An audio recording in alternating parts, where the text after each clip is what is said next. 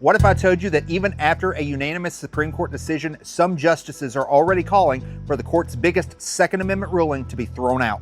And if that happens, it could impact nearly every single major gun rights case moving forward. Let's talk about it. The Supreme Court just recently ruled unanimously in favor of a man who was prosecuted under a federal law that made it a crime for regular marijuana users to possess firearms. The court found that the government went too far in this case, marking another major Second Amendment victory. But buried inside of that decision was something that gun owners should be paying close attention to. Justice Jackson used this case to launch a direct attack on the Bruen decision. Now, if you have followed this channel, you know Bruen is one of the most important Second Amendment rulings in modern history. In 2022, the Supreme Court made it clear that Americans have a right to carry firearms outside of the home for self-defense, and the court established what has been known as the history and tradition test. Under that framework, governments can't simply pass gun restrictions because lawmakers think that they're a good idea. Instead, they must show that similar restrictions existed during the founding era and are consistent with the nation's historical tradition of firearms regulation. That standard has been responsible for striking down numerous gun control laws across the country, and that's exactly why critics hate it so much. In her concurring opinion, Justice Jackson argued that the Bruen test it's unworkable and suggested that courts should eventually consider abandoning it altogether. According to Jackson, judges shouldn't be forced to examine centuries of historical evidence to determine whether modern gun laws are constitutional. But here's the question. If the judges aren't looking to the Constitution's original meaning and historical understanding, then what exactly should they be looking at?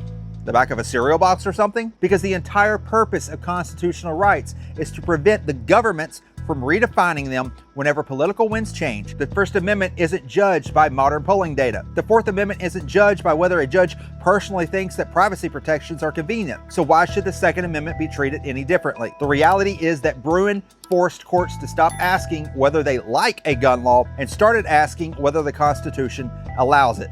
And that is the major shift. Now, to be fair, the Supreme Court's decision was relatively narrow. The justices did not overturn Bruen. In fact, they applied Bruen framework and reached a unanimous result. But Jackson's comments reveal that the battle over Bruen is far from over. Meanwhile, another major Second Amendment case is waiting in the wings. The Supreme Court is expected to rule soon on Hawaii's controversial law that effectively treats private property as a gun-free zone unless property owners specifically give permission for lawful carry. During oral arguments, several justices appeared skeptical of Hawaii's position, but legal analysts are warning that the court may issue a narrow ruling there as well, leaving lower courts with limited guidance. And that's important because courts around the country continue to struggle with so-called sensitive place restrictions. Some courts have upheld sweeping gun bans in public locations, and others have struck those laws down. The result is a patchwork of conflicting decisions that leaves gun owners guessing where their rights begin and end.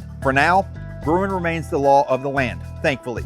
But make no mistake, there are still powerful voices pushing to replace the historical tradition test with something far more flexible. Something that would give judges and politicians much greater discretion whenever it comes to restricting firearm rights. The question is whether the Supreme Court's majority will allow that to happen. So what do you think? Should the court keep the Bruen standard in place, or should it abandon history and tradition in favor of different tests? I want to know what you think down in the comment section below. And if you enjoy honest coverage of Second Amendment news that the mainstream media won't give you, make sure that you subscribe, turn on notifications, and as always, I will see you in the next one.